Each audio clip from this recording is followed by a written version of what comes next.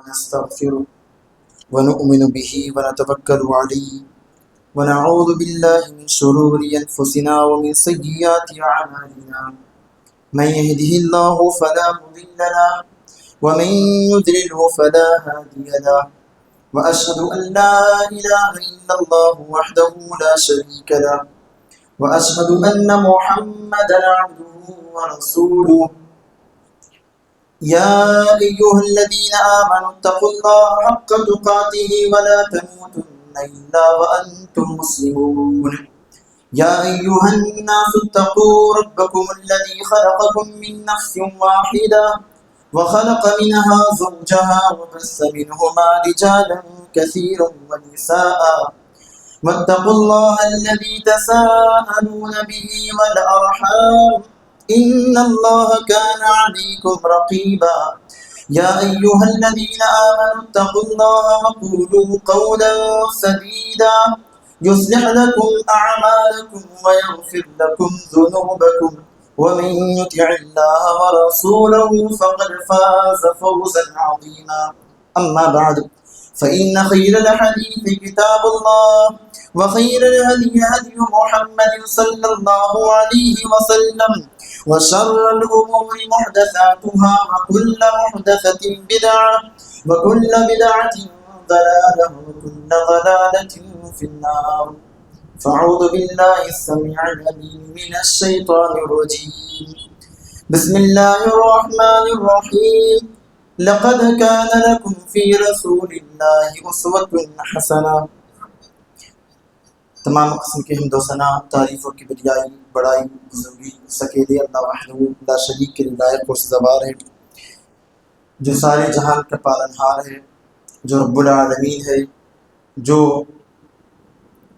لوگوں کی رشد و ہدایت کے لیے انبیاء کرام کو بھیجنے والا اور ان کے لیے صحیح اور غلط کی طرف رہنمائی کرنے والا، حق اور باطل کو واضح کرنے والا اور روشن کتاب نازل کرنے والا ہے، جو لوگوں کو نبی صلی اللہ علیہ وسلم کی شکل میں ایک نعمت کے طور پہ دینے والا اور اللہ کے نبی کی باتوں کو، آپ کے عملوں کو، آپ کے قول و قرار کو سنت کے مطابق بنانے والا وہ اللہ تعالیٰ ہی ہے، اور ساتھ ہی ساتھ جو آسمانوں سے بارشوں کا نزول کرنے والا ہے، جو موسموں کو بدلنے والا ہے، جو دن کو رات اور رات کو دن سے، جو گرمی کو برسات سے اور برسات کو جاڑے سے تبدیل کرنے والا ہے، جو بندوں کے گناہوں کو معاف کرنے والا، ان کے عیبوں کو چھپانے والا، ان کی خوبیوں کو ظاہر کرنے والا ہے، جو لوگوں کو عزتیں عطا کرنے والا، ذلت و رسوائی سے محفوظ رکھنے والا ہے، جو لوگوں کو کامیابیاں عطا کرنے والا اور ان کی مشکلوں کو دور کرنے والا ہے۔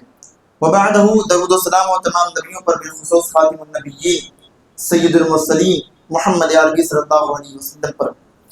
حاضرین جمعہ، اس سے پہلے کہ جمعہ میں ہم نے نبی صلی اللہ علیہ وسلم کی سیرت کے تعلق سے کچھ باتیں ذکر کی تھی، جس میں نبی علیہ السلام کی زندگی اور آپ صلی اللہ علیہ وسلم کے دنیا میں آنے سے پہلے کا مختصر خاکہ پیش کیا تھا، اور ساتھ ہی یہ بھی بتایا تھا کہ اللہ کے نبی جب دنیا میں آئے تو نبی صلی اللہ علیہ وسلم کا بچپن کیسے گزرا، آپ کی عمر کیسے بڑھی، اور آپ صلی اللہ علیہ وسلم کیسے پروان چڑھے، کس کے پاس رہے، اور اللہ کے نبی صلی اللہ علیہ وسلم کی حمایت کرنے والا کون تھا، اور اللہ کے نبی کی شادی کس سے ہوئی، نبی صلی اللہ علیہ وسلم کے کتنے اولاد ہوئے، کتنے بچے ہوئے، یہ سب ہم نے آپ کے سامنے ذکر کیا تھا۔ پھر ہم نے یہ کہا تھا کہ انشاءاللہ تعالی ہم حجر اسود سے کچھ باتیں ذکر کریں گے اور جانیں گے۔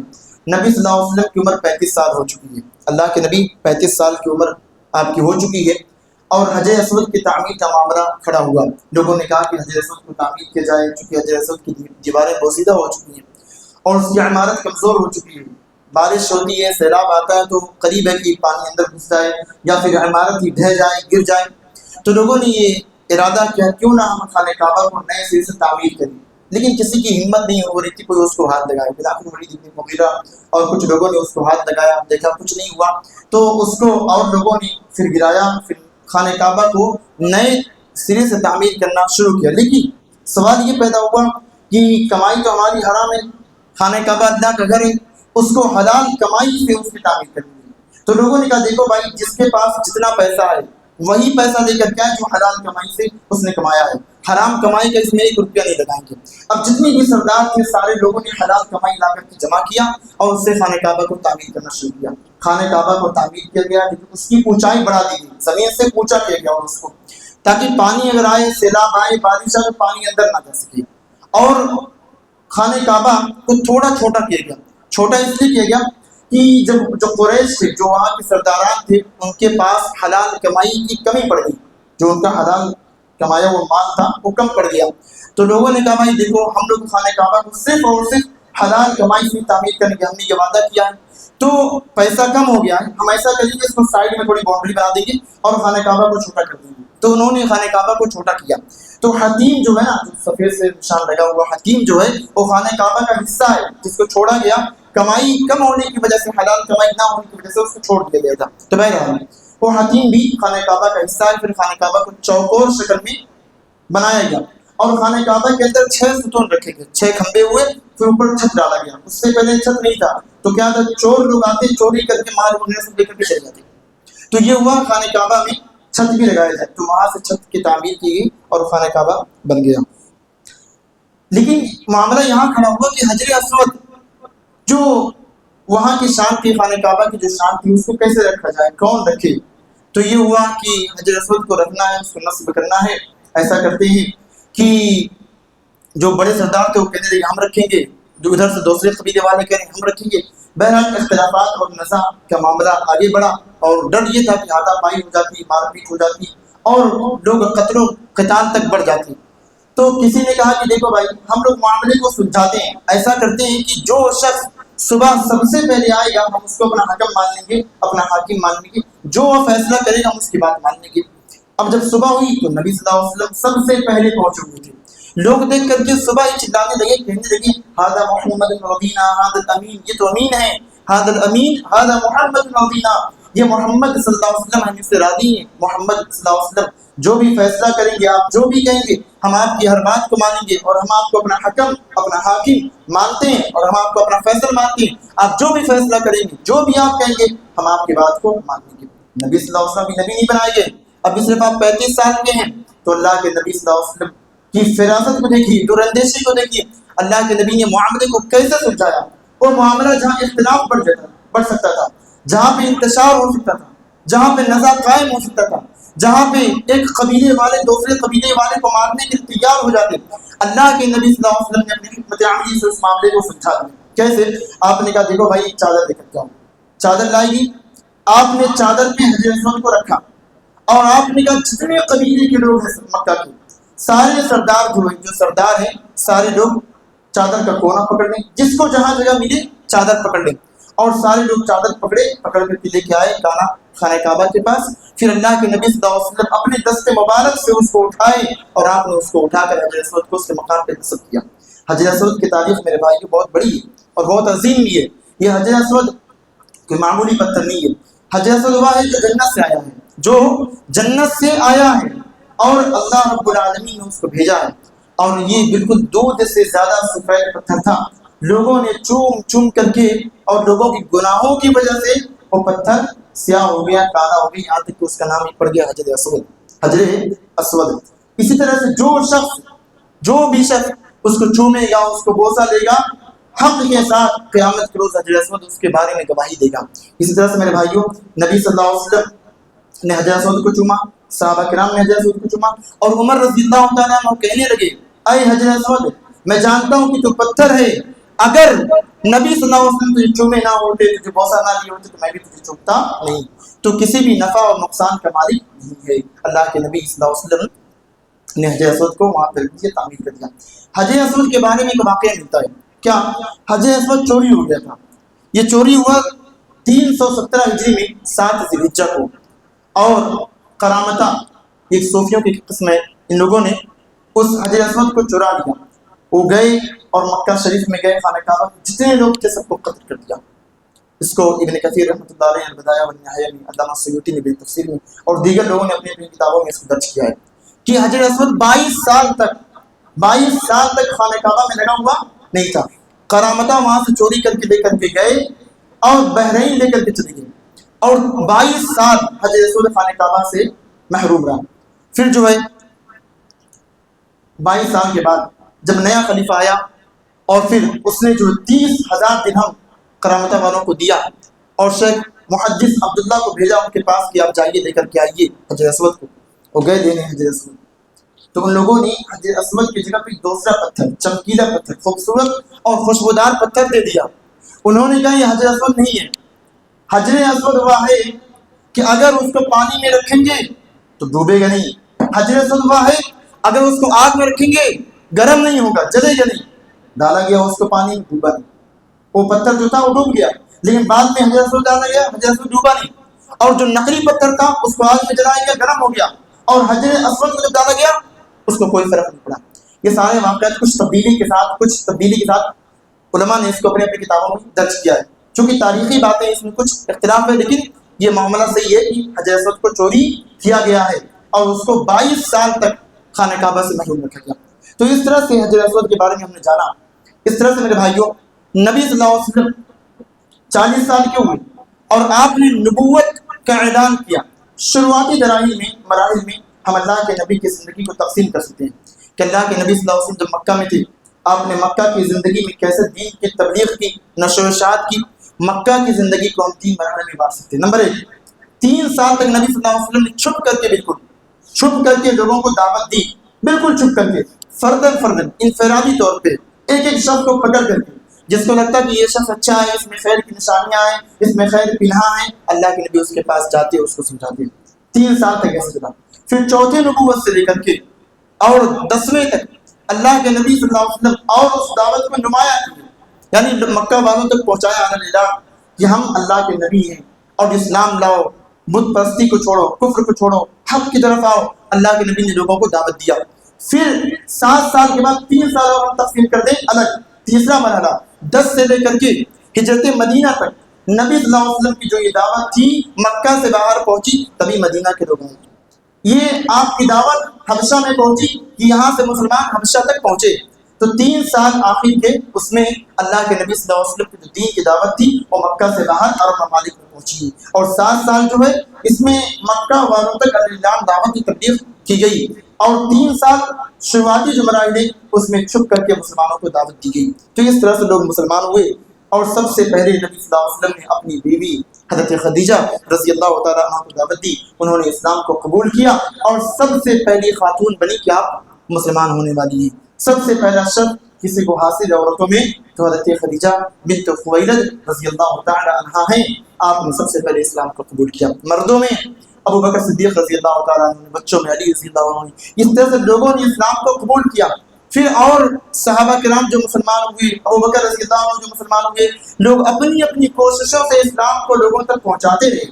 ابو بکر رضی اللہ عنہ کی کوشش سے بہت سے بڑے بڑے صحابی مسلمان ہوئے، عثمان بن عفان مسلمان ہوئے، اور دیگر کئی صحابہ مسلمان ہوئے، عبدالرحمن بن عوف مسلمان ہوئے، بلال رضی اللہ تعالیٰ عنہ مسلمان ہوئے۔ تو بلال رضی اللہ عنہ کو جیسے جیسے مارا گیا، پیٹا گیا، زخم پہ زخم دی گئے اور دھوپ میں لٹایا گیا، ان سب کے باوجود بلال رضی اللہ تعالیٰ عنہ کو آزاد کرنے والے صحابی کا نام ابو بکر صدیق رضی اللہ تعالیٰ عنہ، ابو بکر رضی اللہ عنہ نے آپ کو آزاد کرایا۔ اس طرح سے میرے بھائیوں، اللہ کے نبی صلی اللہ علیہ وسلم کی دعوت مکہ کے باہر بھی پہنچی، مکہ میں بھی رہی، اور ساتھ ہی ساتھ جہاں تک نماز کا معاملہ ہے، نماز کی فرضیت سے پہلے تو اللہ کے نبی صلی اللہ علیہ وسلم کے بارے میں آتا ہے کہ اللہ کے نبی صلی اللہ علیہ وسلم نماز پڑھتے تھے، صحابہ کرام نماز پڑھتے تھے، نماز فرض نہیں ہوئی تھی تب بھی کب پڑھتے، کتنا پڑھتے، اس کے بارے میں اختلاف ہے، لیکن صبح شام وسط بھی بحمد ربک بالعشی والابکار، صبح اور شام صحابہ کرام نماز ضرور پڑھتے تھے، صبح کو اور شام کو، وہ کتنا 2 رکعت 4 رکعت جتنا بھی تھا وہ پڑھتے تھے، لیکن نماز کوئی فرض نہیں تھی۔ لیکن جب نماز فرض ہو گئی لوگ نماز پڑھنا شروع کر دیا مکمل طور سے، باضابطہ طور پہ۔ اس طرح سے میرے بھائیوں، نبی صلی اللہ علیہ وسلم پر آیت کریمہ نازل ہوئی، اور ان آیات سے پہلے سب سے پہلی جو آیت کریمہ نازل ہوئی اقرأ بسم ربک الذی خلق۔ اللہ کے نبی صلی اللہ علیہ وسلم جب آپ نبی نہیں بنائے گئے تو اس سے پہلے ہی آپ کی عادت تھی کہ آپ صلی اللہ علیہ وسلم خلوت نشین اختیار کرتے تھے، آپ غار حرا میں جاتے، وہاں پر جا کر کے اپنے وقت کو گزارا کرتے تھے، اور اللہ کے نبی صلی اللہ علیہ وسلم اللہ تعالیٰ کی بنائی ہوئی نشانیوں میں غور و خوض کرتے تھے، اللہ تعالیٰ کی قدرت دیکھتے اور مشاہدہ کرتے اور اپنے ایمان کو تازہ کرتے تھے۔ اور اس طرح اللہ کے نبی صلی اللہ علیہ وسلم اپنے گھر سے کچھ سامان ہے، ستو ہے، پانی ہے، لے کر کے جاتے، غار میں رہتے 2 دن 3 دن 2 رات 4 رات، پھر جب ختم ہو جاتا پھر مائی عائشہ مائی خدیجہ کے پاس آتے، پھر لے کر کے جاتے، پھر وہاں غار حرا میں رہتے، یہاں تک کہ اللہ کے نبی صلی اللہ علیہ وسلم کو نبوت مل گئی نبی صلی اللہ علیہ وسلم کو میرے بھائیوں۔ اور پھر اللہ کے نبی صلی اللہ علیہ وسلم کو جب نبوت ملی، اللہ کے رسول صلی اللہ علیہ وسلم نے اس دعوت کو سب سے پہلے اپنے گھر میں تو پہنچایا ہی، لیکن انفرادی طور پر پہنچانے کے ساتھ ساتھ اللہ کے نبی صلی اللہ علیہ وسلم کی کوشش رہی کہ سرداران جو ہیں، جو مکہ کے سردار ہیں، جن کے اندر خیر ہے، سردار ایمان لائیں، اگر سردار ایمان لائیں تو ان کے چاہنے والے لوگ بھی ایمان لائیں گے۔ اس طرح سے میرے بھائیوں اللہ کے نبی صلی اللہ علیہ وسلم ایک مرتبہ آپ پر آیت کریمہ نازل ہوئی، وَأَنذِرْ عَشِيرَتَكَ الْأَقْرَبِينَ، اے محمد صلی اللہ علیہ وسلم آپ اپنے قریبی لوگوں کو، عزیزوں کو، رشتہ داروں کو ڈرائیے۔ تو اللہ کے نبی صلی اللہ علیہ وسلم کوہ صفا پر چڑھ گئے، صفا پہاڑی پر چڑھ گئے، اللہ کے نبی صلی اللہ علیہ وسلم نے کہا یا صباحا، سارے لوگ آگے چونک کر کے اللہ کے نبی کی بات کو سننے کے لیے۔ پھر اللہ کے نبی صلی اللہ علیہ وسلم نے کہا لوگوں بتلاؤ، اگر میں کہوں کہ اس پہاڑی کے پیچھے دشمن ہے، لشکر ہے جو تم پر حملہ کرنا چاہتا ہے، کیا تم مانو گے؟ لوگوں نے کہا اللہ کے نبی اے محمد صلی اللہ علیہ وسلم ہم نے آپ کو سچا جانا ہے، ہم نے آپ کو صادق پایا ہے، ہم یقیناً آپ کی بات کو یقین کر لیں گے۔ تو اللہ کے نبی نے ان کو جہنم سے ڈرایا، لیکن ان لوگوں نے انکار کر دیا۔ پھر اللہ کے نبی صلی اللہ علیہ وسلم نے نام لے کر کے پکارا، بلایا، اے فاطمہ بنت محمد، اے بنی عبد المطلب۔ اللہ کے نبی نے سارے لوگوں کا نام لیا جو قبیلے تھے خاص خاص، ان کا نام لے کر کے ان کو اللہ کی طرف بلایا۔ بہرحال اللہ کے نبی صلی اللہ علیہ وسلم کی دعوت تھی میرے بھائیوں، اور اللہ کے رسول صلی اللہ علیہ وسلم لوگوں کو اسلام تک بلاتے رہے۔ اللہ کے نبی پر جو سب سے پہلی وحی نازل ہوئی، سب سے پہلی جو قرآن شریف کی آیتیں نازل ہوئی آپ جانتے ہیں، اقرأ بسم ربک الذی خلق سے لے کر کے 5 آیتیں نازل ہوئی۔ لیکن جب یہ آیت کریمہ نازل ہوئی تو کیسے نازل ہوئی؟ ایک فرشتہ آتا ہے غار حرا میں، اللہ کے نبی کو دباتا ہے اور کہتا ہے اقرأ یا محمد، اللہ کے نبی پڑھیے، اے محمد صلی اللہ علیہ وسلم پڑھیے۔ آپ کہتے ہیں مجھے پڑھنا نہیں آتا۔ پھر فرشتہ آپ کو زور سے سینے سے دباتا ہے، بہت زور سے دباتا ہے، پھر اللہ کے نبی سے کہتا ہے پڑھیے، آپ کہتے ہیں ماں انا بقاری، میں تو پڑھا لکھا نہیں ہوں۔ پھر سینے سے دباتا ہے اور زور سے دباتا ہے، پھر کہتا ہے اقرأ یا محمد، پڑھیے محمد صلی اللہ علیہ وسلم، آپ کہتے ہیں ماں انا بقاری، میں تو پڑھا لکھا نہیں ہوں۔ 3 مرتبہ ہوتا ہے، پھر کہتا ہے اقرأ بسم ربک الذی خلق، اللہ کے نبی پڑھتے ہیں 5 آیتیں، اور پھر اللہ کے نبی صلی اللہ علیہ وسلم وہیں سے گھبراہٹ تاری ہوتی ہے اور اللہ کے نبی صلی اللہ علیہ وسلم پہنچتے ہیں خدیجہ کے پاس۔ اور ذکر کر دوں اللہ کے نبی جب غار حرا میں تھے نا، اللہ کے نبی صلی اللہ علیہ وسلم کی بیوی حضرت خدیجہ ورقہ بن نوفل کے پاس بھی لے کر کے گئی تھی۔ ورقہ بن نوفل نے کہا تھا کہ آپ کے اندر جو چیزیں ہیں، جو نشانیاں وہ تو نبی کے اندر پائی جاتی ہیں، اگر میں زندہ رہا تو آپ کی مدد کروں گا، آپ کے قوم کے لوگ، آپ کے قبیلے کے لوگ آپ کو نکال دیں گے میرے بھائیوں۔ لیکن ورقہ بن نوفل وہ زیادہ جیے نہیں اور ان کی وفات ہوگی۔ اس طرح سے میرے بھائیوں اللہ کے نبی صلی اللہ علیہ وسلم پر جو وحی نازل ہوئی، وحی نازل ہونے کے بعد کچھ دنوں تک وحی بند ہوئی، وحی کا سلسلہ بند ہو گیا۔ نبی پریشان، وحی کیوں نہیں آ رہی ہے؟ کیا اللہ مجھ سے ناراض ہو گیا؟ کون سی بات ہے؟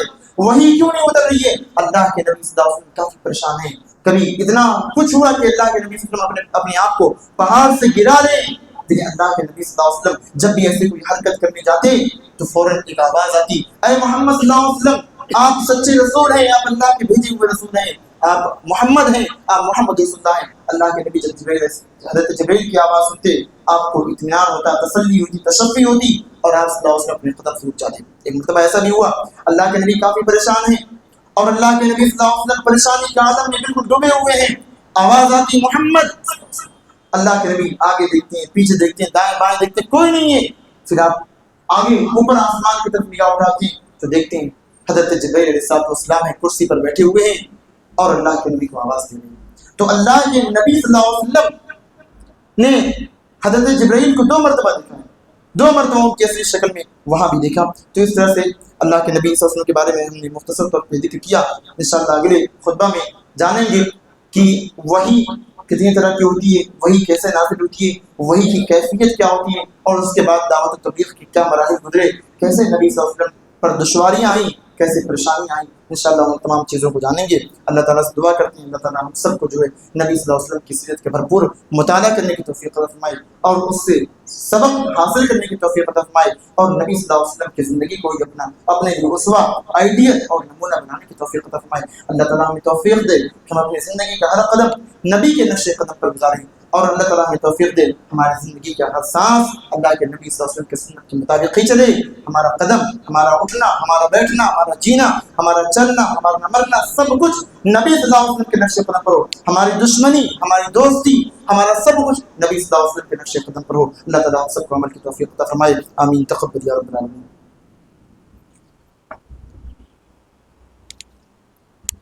نحمدہ و نصلی علی رسولہ الکریم. اما بعد. محترم حضرات، اللہ کے نبی صلی اللہ علیہ وسلم کی سیرت کا تذکرہ ہو رہا ہے اور اللہ کے نبی صلی اللہ علیہ وسلم کی زندگی کے بارے میں باتیں بتلائی جا رہی ہیں، لیکن ساتھ ہی ساتھ میرے بھائیوں، اللہ کے نبی کی زندگی کو جب ہم دیکھتے ہیں تو ہمیں اسلامی آداب میں بہت سی چیزیں ملتی ہیں. اللہ کے رسول صلی اللہ علیہ وسلم نے انسانی حقوق کے بارے میں بھی ذکر کیا، چونکہ دین اسلام ایک ایسا دین ہے جو زندگی کے ہر موڑ پر انسان کی رہنمائی کرتا ہے. دین اسلام وہ دین ہے جو لوگوں کو ظلم و جور سے روکتا ہے، جو لوگوں کے ساتھ عدل و انصاف کرنے کا حکم دیتا ہے، جو لوگوں کو کہتا ہے کہ لوگوں تم لوگوں پر ظلم نہ کرو، تمہارے لیے عدل کا قانون ہے، تمہارے لیے قصاص ہے. اگر تم ظلم کرتے ہو، جبر کرتے ہو، تو تمہارے ساتھ بھی وہی کچھ کیا جائے گا جو کہ غیر کرتا ہے، اور قصاص لیا جائے گا تم سے بھی. میرے بھائیوں، اللہ تعالیٰ نے قرآن شریف میں بہت سی آیتیں کریمہ نازل فرمائی. ایک آیت ذکر کروں، اللہ تعالیٰ کہتا ہے وَلَقَدْ كَرَّمْنَا بَنِي آدم، ہم نے انسان کو عزت بخشی ہے. اور جب انسان کو عزت بخشا گیا ہے تو ایک انسان کو یہ حق نہیں کہ انسان دوسرے انسان کو ظلم کرے. اور اسلام 4 چیزوں پر شروع سے فوکس کرتا ہے: انسان کی جان کا، اس کی مال کا، اس کی عزت، اس کی آبرو کا، اس کے فکر و خیال کا، اس کے فکر و قدر کا. میرے بھائیوں، گزشتہ چند دنوں میں، بلکہ 22 اپریل کو جو واقعہ پیش آیا آپ سب جانتے ہیں. 22 اپریل کو جموں کشمیر کے پہلگام میں جو دہشت گردانہ حملہ ہوا ہے، جو آتنکیوں نے، دہشت گردوں نے اور عدل و انصاف کے قاتلوں نے، ظلم و جور کے حاکموں نے اور مظلومین کے قاتلین اور دنیا میں بدامنی پھیلانے والے فسادیوں کے حاکم، قاتلوں کے قاتل اور دنیا کے کیڑے اور مکوڑے، ان لوگوں نے جو ظلم کیا ہے ہمارے ہندوستان میں 22 اپریل کو پہلگام میں، جموں کشمیر میں جو ان لوگوں نے آتنکوادانہ حملہ کیا، میرے بھائیوں، ایک ایسا ان لوگوں نے ظلم کیا ہے جس کے اسلام کبھی بھی اجازت نہیں دیتا. میرے بھائیوں، اسلام کہتا ہے وَلَكُمْ فِي الْقِصَاصِ حیات، مسلمانوں تمہارے لیے حیات، زندگی ہے، حیات ہے، قصاص میں ہے. اگر کوئی تم کو قتل کرتا تو تم کو قتل کیا جائے گا، اگر کوئی تمہارا ہاتھ کاٹے تو اس کا ہاتھ کاٹا جائے گا. لیکن یہ کب ہوگا؟ جہاں اسلامی حکومت اور اسلامی نظام ہوگا. لیکن اسلام کے نام پہ اگر کوئی شخص کسی کے گھر میں گھس جائے، اسلام کے نام پہ کسی پر حملہ کر دے، اسلام کے نام پہ کسی کی عزت و آبرو لوٹے، تو اسلام نہیں ہے میرے بھائیوں، وہ سچا مسلمان نہیں ہے، بلکہ مسلمان کے نام پہ کلنک ہے. اور مسلمانوں کے لیے ایسے لوگوں کو نکالنا ضروری ہے میرے بھائیوں، اور ایسے لوگوں کے خلاف بولنا بھی ضروری ہے. میرے بھائیوں، اللہ تعالیٰ کہتا ہے من قتل نفسا بغیر نفس او فساد فی الارض فکأنما قتل الناس جميعا. جس کسی نے بھی کسی ایک آدمی کو قتل کیا، کسی ایک آدمی کے اوپر تلوار چلائی، اس کو قتل کیا کسی بھی طرح سے، گویا اس نے ساری انسانیت کو قتل کیا. اور جس آدمی نے ایک آدمی کو بچایا، گویا اس نے ایک آدمی کو نہیں بچایا، اس نے ساری انسانیت کو بچا دیا. اور آگے بیان کیا تھا اللہ تعالیٰ اور بھی انسانوں کی فضیلت کے تعلق سے بہت سی آیتوں کو ذکر کیا. اس لیے ہمیں چاہیے کہ ہم انسان کی تکریم کریں، انسان کی عزت کی، اس کے آبرو کی، اس کے مال کی حفاظت کریں. چونکہ ایک انسان ہی دوسرے انسان کے دست بازو ہے. اگر ایک انسان دوسرے انسان پر رحم نہ کرے تو اللہ رب العالمین بھی رحم نہیں کرے گا. کرو مہربانی تمہارے زمین پر، کرو مہربانی تمہارے زمین پر، خدا مہربان ہوگا عرش بری پر. اگر ہم دنیا والوں پر رحم کریں گے، ہم زمین پر بسنے والوں پر رحم کریں گے، تو اللہ رب العالمین جو آسمان پر ہے وہ ہم پر رحم کرے گا. میرے بھائیوں، اسی طرح سے ہمیں یہ دیکھنا ہے کوئی بھی شخص ہے جو مسلمان ہو یا غیر مسلم ہے، اگر اس کے اندر جان ہے تو اس کی جان کی حفاظت کرنا ہم سب کے لیے ضروری ہے. کیونکہ مسلمان کسی کا خون ناحق بہانے والا نہیں ہے، کسی کا خون ناحق بہانے والا نہیں ہے. اور کسی بھی مسلمان کو یہ اجازت نہیں ہے کہ کوئی بھی مسلمان کلمے کی بنیاد پر کسی کو قتل کرے. میرے بھائیوں، جیسا کہ پرسوں ہوا، 22 تاریخ کو ہم لوگوں نے جو سنا، جو کچھ بھی سنا، جیسا بھی سنا، کہاں تک بات صحیح اللہ عالم، لیکن جو بتا رہے لوگ، جو شواہد مل رہے ہیں، جو دلائل مل رہے ہیں، جو کچھ بھی ہو، جیسا کچھ بھی ہوا ہے، جو کچھ بھی ہوا، لیکن غلط ہوا ہے.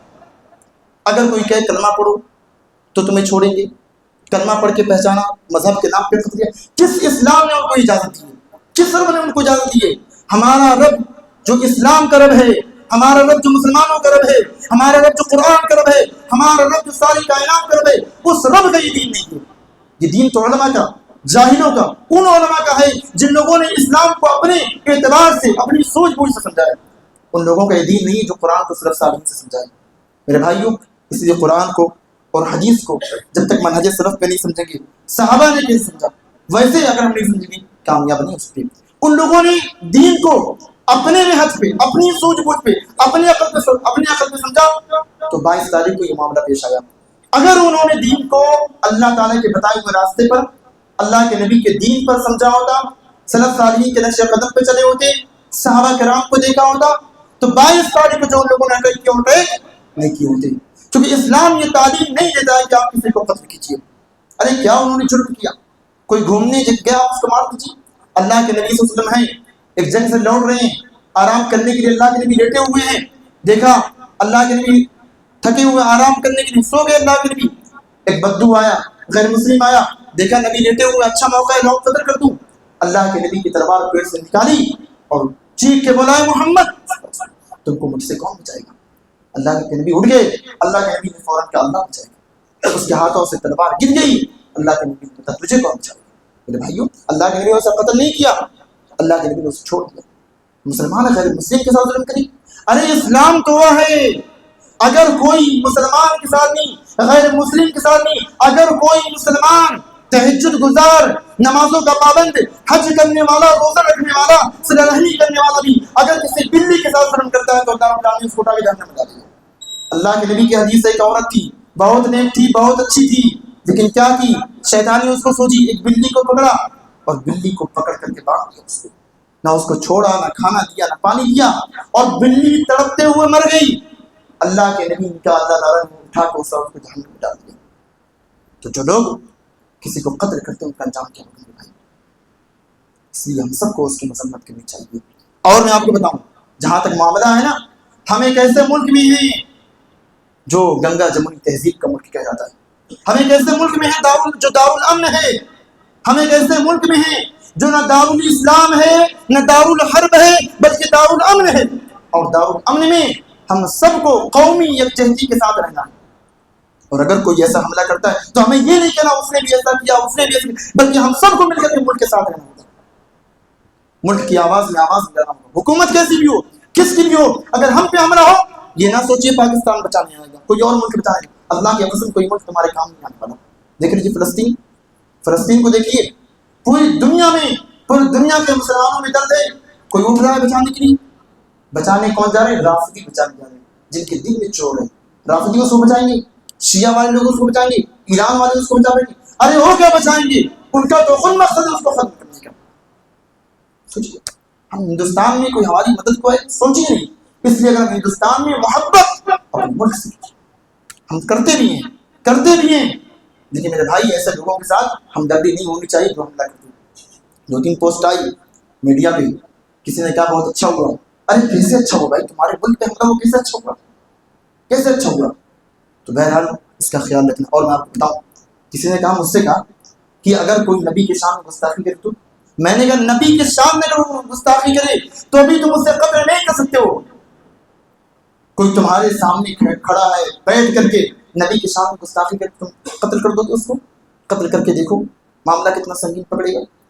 تمہیں تو قتل کیا جائے گا، تمہارے گھر پر بھی بلڈوزر چلیں گے اور پھر تمہاری نسلیں برباد کر دی جائیں گی. ہندوستان میں کسی کو قتل نہیں کرنا. اگر نبی کے شان میں گستاخی ہو، اس شادی میں رسول کو، نبی کو گالی دینے والے کو قتل کون کرے گا؟ اگر اسلامی ملک ہے، اسلامی نظام وہاں پہ قائم ہے، تو ہر اسلامی ملک میں ہر کوئی اس کو قتل نہیں کرے گا، بلکہ وہاں کا حکمراں قتل کرے گا. وہاں کے حکمراں اجازت دیں گے تب اس کو قتل کیا جائے گا.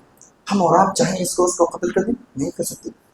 اگر کسی کو ماریں گے بھی تو آواز اٹھے گی. جے پور میں جو کچھ ہوا، گزشتہ سال جو اس سے پہلے ہوا تھا، کسی ایک آدمی کا قتل کیا گیا، 2 لوگوں نے، کیا آپ سب جانتے ہیں کیسے مسلمانوں کے نام پہ کیا کہیں چلایا گیا.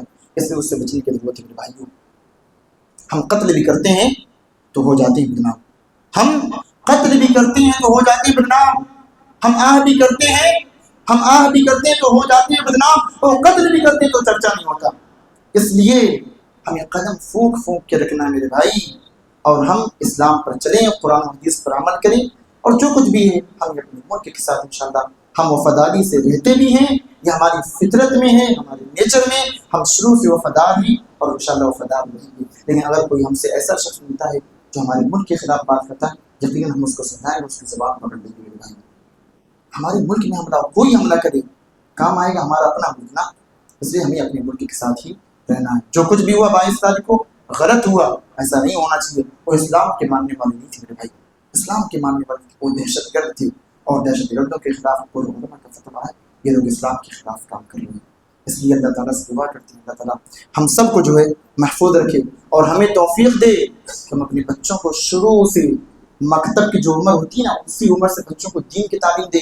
اگر دین کی تعلیم نہیں دیں گے، مکتب میں نہیں بھیجیں گے، مدرسے میں نہیں بھیجیں گے، تو کل کو یہی ہوگا، یہی بچے بڑے ہوں گے، لالچ میں جائیں گے اور ان کا ساتھ دیں گے، ان کے خلاف کام کریں گے۔ اس لیے اپنے بچوں کو دین کی تعلیم دیجیے۔ جب دین کی تعلیم دیں گے، صحیح دین کو سمجھیں گے، منہج صحابہ پہ رہیں گے، سلف صالحین کو جب پڑھیں گے، تو پھر کسی پر ظلم نہیں کریں گے میرے بھائی۔ اللہ تعالیٰ سے دعا کرتے ہیں اللہ تعالیٰ ہم سب کو صحیح دین پر چلنے کی توفیق عطا فرمائے۔ اللہ تعالیٰ ہم سب کو توفیق دے کہ ہم سب جس طرح بھی ہو سکے اپنے ملک کی خدمت کریں، اپنے ملک کے کام آئیں۔ اللہ تعالیٰ ہمارے ملک کو سلامت رکھے، اللہ تعالیٰ ہمارے ملک میں امن و سلامتی برقرار رکھے، جو قومی یکجہتی ہے اس کو بھی برقرار رکھے۔ اللہ تعالیٰ ایسے دہشت گردانہ حملوں سے ہم تمام مسلمانوں کی اور دنیا بھر کے مسلمانوں کی اللہ تعالیٰ حفاظت فرمائے۔ آمین تقبل یا رب العالمین۔ ان الحمد لله نحمده ونستعينه ونستغفره ونؤمن به ونتوكل عليه ونعوذ بالله من شرور انفسنا ومن سيئات اعمالنا، من يهده الله فلا مضل له ومن يضلل فلا هادي له، اشهد ان لا اله الا الله واشهد ان محمدا عبده ورسوله۔ ان الله وملائكته يصلون على النبي يا ايها الذين امنوا صلوا عليه وسلموا تسليما۔ اللهم صل على محمد وعلى ال محمد كما صليت على ابراهيم وعلى ال ابراهيم انك حميد مجيد۔ اللهم بارك على محمد وعلى ال محمد كما باركت على ابراهيم وعلى ال ابراهيم انك حميد مجيد۔ عباد الله رحمكم الله، ان الله يأمر بالعدل والاحسان وايتاء ذي القربى وينهى عن الفحشاء والمنكر والبغي يعظكم لعلكم تذكرون۔ واذكروا الله يذكركم وادعوه يستجب لكم، ولذكر الله تعالى اعلى ولا جل وعلا اكبر، والله يعلم ما تصنعون۔